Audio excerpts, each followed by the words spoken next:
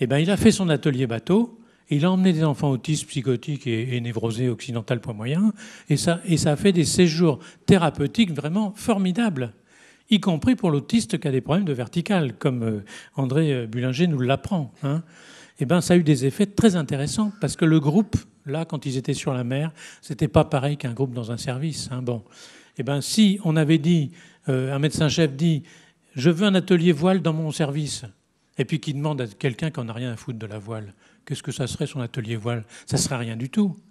Mais si un type dit, moi j'aimerais bien faire cette idée de l'atelier voile, et qu'on lui laisse faire son initiative et la mener jusqu'au bout, en lui fournissant les moyens pour que ça ne soit pas un passage à l'acte institutionnel, mais un truc réfléchi par l'équipe et soutenu par l'équipe, alors ça prend une valeur institutionnelle formidable.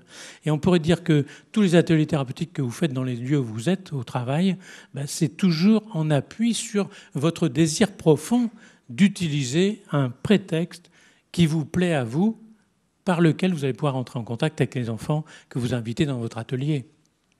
Et ça, on voit bien que si l'enfant de Marie Maffran il fait de la cuisine, bah sûrement qu'il a trouvé ça quelque part dans son histoire biographique avec cette nana qui doit bien savoir faire la cuisine. Bon, alors ça c'est très important, tout ce qu'on met en place avec les patients, mais c'est très important aussi ce qu'on met en place avec les soignants pour les soutenir. Je crois que on oublie souvent, parce que c'est devenu tellement technocratique, notre civilisation contemporaine, qu'on finit par se dire « mais tout ça, c'est pas ensemble ». Mais le moment de l'année, et encore maintenant, c'est tous les 3 ans, parce que vraiment, pour noyer le poisson, l'administration s'y connaît. Hein, bon. Le plan de formation, quand on réfléchit dans une équipe au plan de formation, et qu'on veut bien penser que ce plan de formation est un instrument de culture de l'équipe, et qu'on l'utilise comme tel, ben, je peux vous dire que les effets pour l'équipe sont absolument différents de quand on vous présente un plan de formation de façon technocratique et qu'on vous dit il y a tant de places dans la formation à l'eutonie, il y a tant de places dans la formation à la thérapie brève, il y a tant de places dans la formation au truc. Et d'ailleurs, il n'y a plus tellement beaucoup de formations pour les soins, vous avez remarqué. C'est surtout pour l'informatique, les trucs, etc. Eh bien, les gens s'inscrivent parce qu'il faut s'inscrire, il faut faire de la formation, etc. Mais ce n'est pas eux qui y vont. C'est une espèce d'encouragement au faux self. Et depuis Winnicott, on sait ce que c'est le faux self. C'est une manière de se protéger de façon inauthentique de l'authenticité du rapport avec la réalité qu'on essaie d'éviter. Donc là, il y a vraiment quelque chose de très important à prendre à bras-le-corps. Dans une équipe, quand on parle formation, il faut que l'équipe puisse s'approprier la formation pour en faire un instrument de musique à sa mesure. Et deuxième niveau très important que la psychothérapie institutionnelle avait beaucoup mis en vogue, c'était les associations culturelles. Dans un service, quand on peut faire une association, loi 1901, dans laquelle des soignants vont se grouper pour trouver du fric en faisant des conférences ou je ne sais pas quoi, en organisant des colloques, pour, avec ce fric qu'on va récupérer, pouvoir faire des formations à l'équipe qui souhaite se former au psychodrame, ou à la poterie, ou à l'atelier compte, ou au packing, peut-être packing, etc. Eh ben, c'est des trucs qui marchent parce que c'est le désir des soignants qui sont là en situation qui est à l'œuvre. Et l'intégrale de ces désirs, quand il est réuni sous forme de collectif et qu'il aboutit à une mobilisation qui permet que la formation prenne la couleur que les gens veulent, eh bien à ce moment-là, c'est une formation qui a de la gueule et des effets sur l'équipe elle-même et donc sur les enfants qu'on soigne. Donc vous voyez, ces éléments-là, ça a l'air de rien, mais c'est aussi des petits opérateurs de rien du tout qui peuvent avoir de très grands effets. Mais vous voyez, j'en arrive à... Je ne sais pas combien de temps il me reste, pas beaucoup. J'en arrive à... Mais comment tout ça est-ce possible? Comment tout ça est possible dans une équipe? Comment tout ça est possible dans l'établissement où je travaille? Et c'est là qu'à mon avis, il y a toutes les vertus cardinales de la psychothérapie institutionnelle. Je vais vous les citer quelques-unes pour vous rafraîchir la mémoire, mais vous les connaissez aussi bien que moi. La possibilité d'articuler l'individuel, le groupe et le collectif. Ça, c'est des dimensions fondamentales. Je pense que si on peut... pour un enfant, le recevoir, alors comme on disait ce matin, 1 pour 1 dans un certain nombre de situations, mais qu'à côté de ça, il puisse aussi travailler le groupe, et qu'à côté de ça, on puisse aussi travailler l'articulation des différents groupes pour cet enfant-là et pour les autres, eh bien, il y a quelque chose qui prend du sens dans la registration institutionnelle qui a beaucoup d'effets sur les enfants. Alors que si tout est mélangé, confus, l'enfant ne va pas tellement s'y retrouver parce que les soignants eux-mêmes ne s'y retrouvent pas. Pour que ça marche, ça, il faut que les gens qui sont les représentants de la hiérarchie statutaire fassent un effort de générosité pour abandonner le pouvoir qu'ils croient avoir, et qu'en fait ils n'ont pas vraiment, hein, soit dit entre nous, le pouvoir qu'ils croient avoir, pour transformer la hiérarchie statutaire en hiérarchie que je propose d'appeler subjectale. C'est-à-dire essayer de partir de quelles sont les initiatives qui sont là, qui gisent chez les gens qui sont là en train de constituer le collectif, et comment on peut encourager ces initiatives pour que quelque chose puisse se passer qui concerne véritablement les gens. Et là, d'un seul coup, on est confronté à une hiérarchie des compétences des membres de l'équipe que leur statut ne peut en aucun cas réduire. Et ça, c'est quelque chose de très important. Et à ce moment-là, on se rend compte que la transversalité dont on parlait précédemment, le chauffeur de taxi dont parlait Marie Maffran, eh bien, ce sont des gens qui, parce que dans ce cas-là, c'est intéressant de faire appel à eux, il ne s'agit pas de faire venir tous les chauffeurs de taxi. Par principe, vous imaginez, c'est connerie, ça. Mais par contre, ce chauffeur de taxi-là qui vient à la réunion de la Constellation, on a vu quelle importance ça avait pour cet enfant-là. Donc, vous voyez, penser le système de fonctionnement d'un service, non pas à l'aune de la SNCF ou de l'armée, c'est-à-dire les hiérarchies pyramidales qui en général règnent sur un peuple de gens qui sont complètement écrabouillés par les hiérarchies, écrabouillés j'ai dit, hein, bon, écrabouillés par la hiérarchie, mais un système de hiérarchie subjectale qui met en exergue les compétences de chacun. Hein, c'est comme pour le bébé et les compétences. Si ce n'est pas pris dans l'interaction, le bébé va avoir des compétences, il va s'épuiser très rapidement et faire un état dépressif. Et bien pour les soignants, pour les professionnels, c'est pareil. Si on ne reconnaît pas leurs compétences subjectales dans le lieu où ils travaillent, mais ils vont s'épuiser rapidement et ils vont filer vers l'entropie asilaire, forcément. Et les types qui sont en position de pouvoir croiront que parce que tout le monde ferme sa gueule quand ils disent ce qu'il faut faire, c'est qu'il est dans un service qui marche bien. Mon œil, ça ne marche pas du tout. Hein, c'est l'entropie asilaire typique. Donc il faut absolument subvertir ça pour faire des systèmes dans lesquels la vivance est au rendez-vous. Parce que de la créativité sans vivance, vous pouvez toujours courir. Hein. Donc il me semble que tous ces éléments-là sont très importants pour faciliter la créativité. Et la reconnaissance, vous n'allez pas vous en tirer comme ça. La reconnaissance de la chronicité pour tous les patients qu'on soigne, les petits et les grands, ça permet d'échapper à la sédimentation. Parce que la réalité, c'est que ce n'est pas des maladies qui vont s'arranger en 8 jours. Nous, la médecine d'urgence, ce n'est pas notre truc. Hein. Bon. Nous, c'est la médecine de la chronicité. Et de reconnaître le caractère chronique de ces maladies-là, c'est quelque chose qui permet d'éviter la sédimentation. Qu'est-ce que c'est la sédimentation? C'est les chroniques dont on ne s'occupe pas. Les chroniques dont on s'occupe, c'est des chroniques qui restent vivants avec nous, avec leurs parents, et qui peuvent faire un développement vers des choses que la créativité leur permet de retrouver. Donc vous voyez, ça, c'est un système, c'est une philosophie de travail dans laquelle on essaie d'aller chercher, en appui sur le désir de tous les participants, quelle vivance on peut trouver comme réservoir d'énergie, et à partir de cette vivance, essayer d'organiser la créativité pour qu'elle puisse advenir, alors en suivant les préceptes winnicottiens et freudiens que vous connaissez bien. Et alors on voit bien que si cette équipe arrive à fonctionner selon cette philosophie de travail, par définition, on pourrait dire, cette ouverture que les soignants, les professionnels éducatifs, pédagogues manifestent dans leur travail de tous les jours est une ouverture qui ne se cantonne pas à l'équipe. C'est une ouverture qui se fait sur l'extérieur de l'équipe. Et ça, ce que les psychothérapeutes institutionnels appellent les rapports complémentaires. Par contre, les partenaires professionnels, alors là, il faut mettre le paquet pour travailler avec eux. Parce que si vous n'avez pas des bons contacts avec l'institut qui accueille le gamin dans la classe de votre quartier, alors qu'il était d'abord dans l'hôpital de jour, ben ça va être très difficile de négocier l'intégration dans l'école dans de bonnes conditions.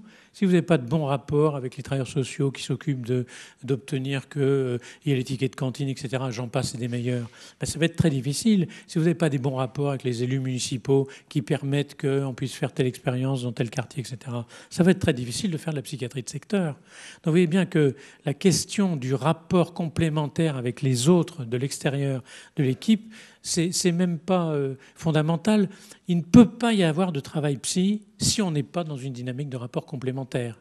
Alors pour les psychanalystes pur sucre, ça veut dire qu'on a travaillé sur notre castration symbolique. Ça veut dire qu'on a intériorisé le fait qu'on doit rester humble et modeste parce qu'on ne sait pas, nous, tout seuls, tout faire avec cet enfant-là.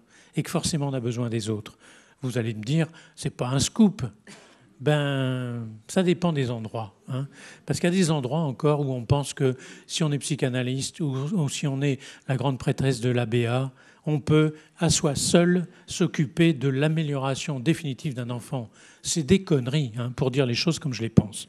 Donc vous voyez, tout ça me fait penser qu'en fait, quand on est dans cette dynamique-là, eh bien, on est confronté à un moment donné avec le politique. Et forcément, Tosquelles le disait depuis le début, hein, militant du POUM, etc. La réalité de notre société, c'est que le politique est celui qui représente les citoyens. Et que, évidemment, si on pense pouvoir faire de la psychiatrie sans rapport avec le politique, eh bien, c'est un leurre absolu. Alors, le problème actuel, j'espère que ça va changer, mais j'en suis pas encore sûr, malheureusement. J'espère que Roger, qui rencontre Marisol bientôt, va pouvoir l'influencer favorablement. Mais le problème actuel, c'est que les politiques, et pas le politique, hein, parce qu'ils n'arrivaient pas au haut de la chaussette du politique, les politiques du gouvernement d'avant, je dis vraiment ce que je pense, hein, bon. Eh bien, ils nous ont fichus dans une difficulté énorme qui était de surfer avec ceux qui faisaient le plus de bruit. Et à mon avis, les recommandations HAS, par exemple, sont le pur produit d'une décision politicienne, démagogique, qui ne prenait pas en considération les éléments que j'essaie de vous brosser rapidement, hein, qui n'ont pas attendu que Valérie Létard ou Xavier Bertrand s'intéressent aux parents. Hein, depuis 1945, déjà, la psychothérapie institutionnelle le fait pour pouvoir développer une politique de psychiatrie digne de ce nom. Donc voilà, il me semble que le rapport avec le politique est tout à fait important. On n'aura peut-être pas le temps aujourd'hui d'en parler en détail, mais il me semble que c'est de pouvoir faire passer le message aux politiques qui sont déterminants dans notre travail, mais à condition qu'ils aient au moins le respect de notre travail et qu'ils ne passent pas leur temps pour des visées politiciennes à disqualifier le nôtre. Hein, donc voilà ce que je voulais vous dire. Je vous remercie de votre attention.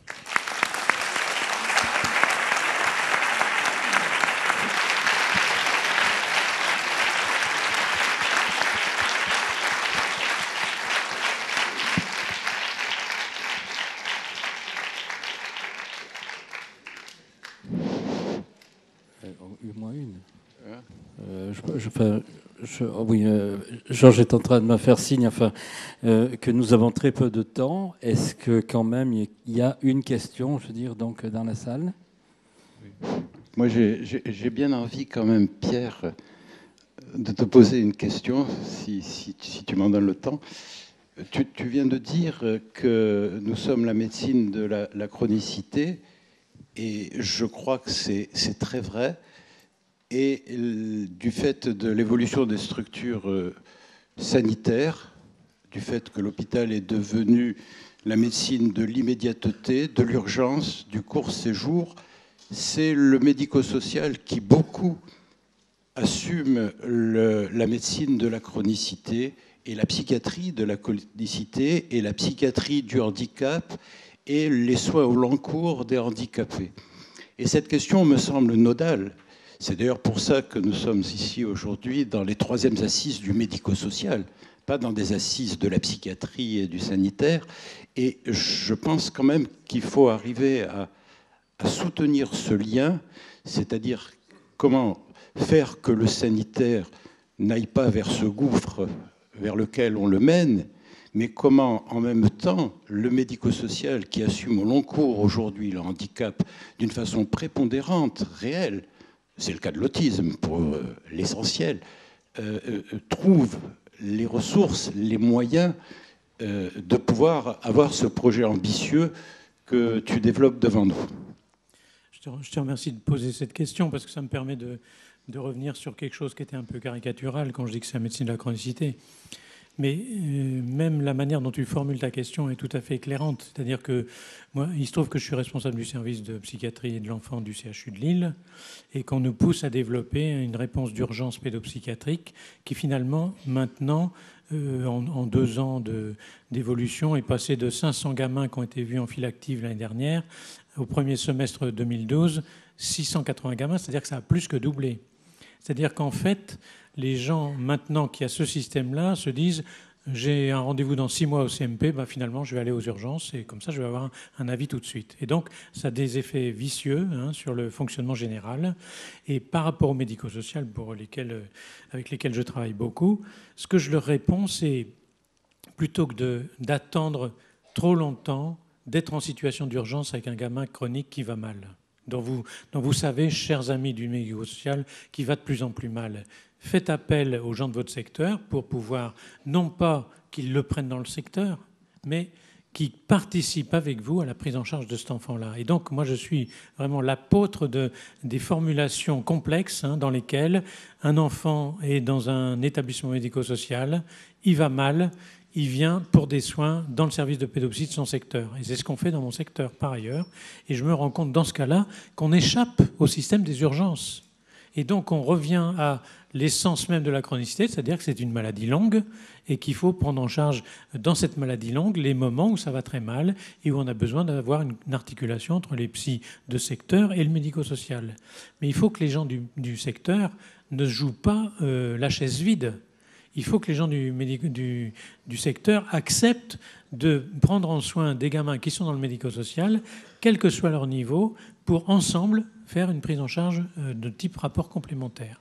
Et pour ça, par exemple, dans le Maine-et-Loire, j'avais réussi à faire passer une convention dans tout le département qui permettait que des gamins du médico-social puissent venir en soins dans les secteurs et qu'il y ait une convention qui s'occupe des taxis. Madame Maffran est partie, mais les chauffeurs de taxi avaient à nouveau une très grande importance dans cette affaire-là. C'était conventionné et la Sécu avait signé le protocole. Bon, ça, dans le Nord, je n'ai pas réussi à le faire parce que la taille est sans commune mesure et c'est beaucoup plus compliqué à organiser.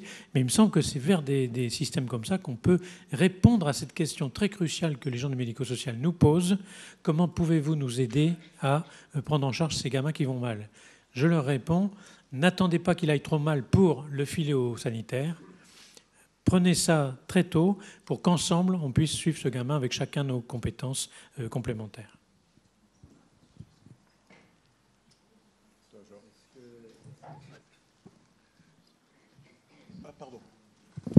Excuse-moi. Je crois que ce n'est pas tout à fait la question que Jean-David t'a posée. Je pense qu'il a posé une autre question qui est celle des courts séjours sanitaires qui se multiplient de plus en plus et qui semblent évoluer vers un sanitaire de diagnostic et de court séjour.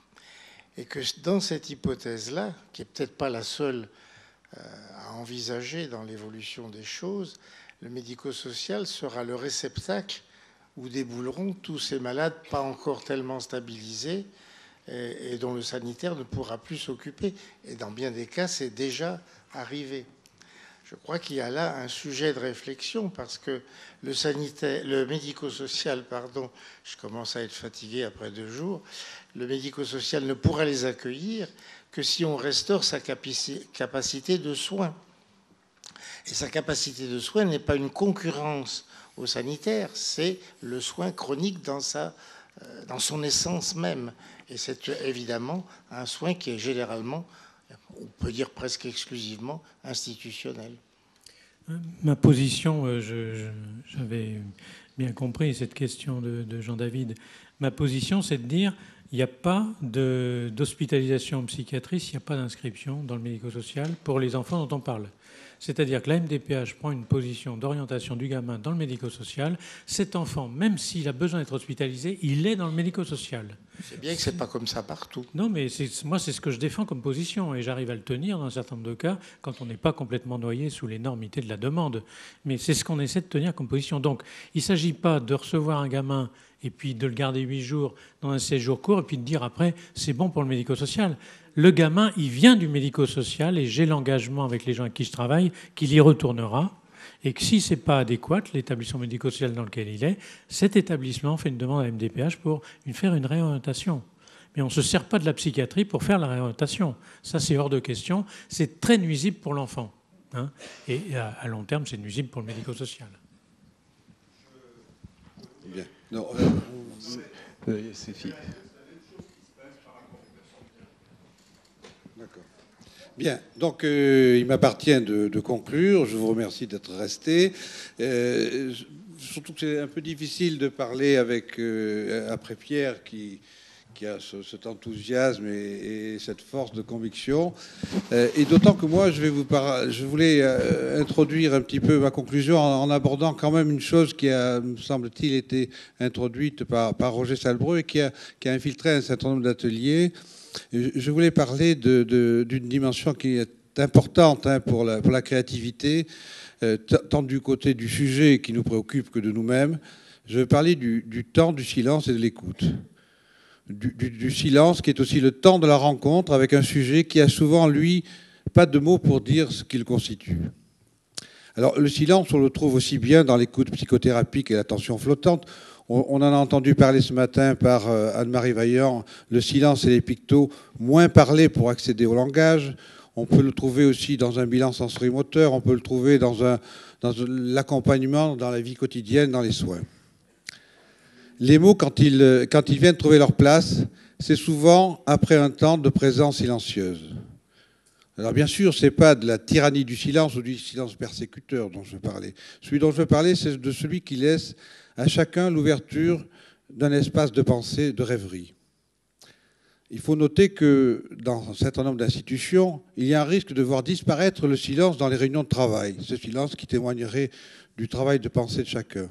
La surcharge de travail, les injonctions diverses pour bien traiter nous pousseraient du côté de l'agitation brouillonne ou du chacun dans sa spécialité, ou la dimension fiduciaire, pour parler comme André, qui viendrait là aussi évaluer le bon fonctionnement de l'institution. Le silence, c'est ce qu'on pourrait appeler le temps de la poésie de chacun.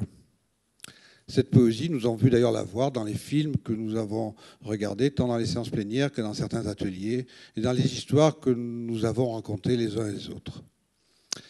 Alors, pour illustrer ce que je viens de dire, je vais vous lire un poème d'Henri Beauchot, que beaucoup connaissent, qui a écrit ce livre exceptionnel, L'Enfant bleu, que je peux vraiment que recommander à ceux qui ne l'ont pas lu. Il faut vraiment avoir lu ce livre. Il a écrit plein d'autres choses très intéressantes sur Oedipe, sur Antigone, sur Boulevard périphérique, je crois que c'est son dernier livre. Il est publié chez Actes Sud. Et dans les années 80, il a écrit un poème qu'il a intitulé « Violette ». C'est pour ça qu'il m'a intéressé. Et il le dédie à une certaine Elisabeth. Ça aussi, ça m'a intéressé. Est arrivé chez moi, épuisé par un jour de fatigue, d'alerte et d'angoisse, dans son nouveau travail. A hésité, a sorti de son sac un bouquet de violettes, a dit « Une femme les vendait dans la rue, je les ai achetées pour les donner à quelqu'un. » Dans l'escalier, j'ai pensé « C'est lui qui les aimera le plus. Voilà, je vous les donne. » J'ai mis les violettes dans l'eau. Je les ai posées sur ma table. Elle s'est étendue sur le divan, a regardé les fleurs un moment, a prononcé quelques phrases confuses et s'est endormie tranquillement. Comme elle était bien, comme j'étais paisible, comme nous reposions tous deux dans la confiance, avec, peut-être imaginaire, ce très léger parfum de violette. Puisque c'est le temps de conclure, en mon nom et celui de notre président, Roger Salbreux, je commencerai par remercier nos amis des comités scientifiques et des comités d'organisation qui sont beaucoup dépensés pour l'organisation de ces assises, les intervenants, toutes les participations à la réussite de nos échanges, sans oublier l'équipe de tournage du film des assises, l'atelier Atto, les écureuils, qui vont nous procurer un CD qu'on va pouvoir par la suite distribuer. Je voudrais aussi remercier l'atelier multimédia de l'ESAD Galaxy qui a permis aussi la constitution du dossier, du programme. L'équipe des étudiants et des encadrants de l'IFME qui ont facilité l'accueil. L'équipe de la TRIA aussi, qui a été très très gentille. Vous me permettrez quand même de dire tout spécialement merci à notre ami le docteur Jean-David Attia, qui avec ses proches s'est dépensé sans compter pour que ces journées aient lieu. Et sous sa houlette, l'organisation des assises s'est faite dans un collectif qui nous a rappelé l'importance du militantisme, ses difficultés mais aussi ses plaisirs. Comme l'ont souligné de nombreux intervenants, nous avons à défendre cette dimension de collectif institutionnel comme référence dans nos pratiques soignantes et éducatives. C'est, je crois, le sens de l'engagement militant de l'ASPI. Et comme notre président, je vous invite à nous rejoindre. Vous pouvez adhérer à l'ASPI, vous pouvez donner votre adresse mail pour recevoir des nouvelles du film et des actes de la journée. Pour ce qui est des perspectives d'avenir pour les prochaines assises, l'ASPI vous recontactera pour faire le bilan de ces assises nîmoises, pour préparer les prochaines, et nous en définirons le thème ensemble. Vos suggestions seront alors bienvenues.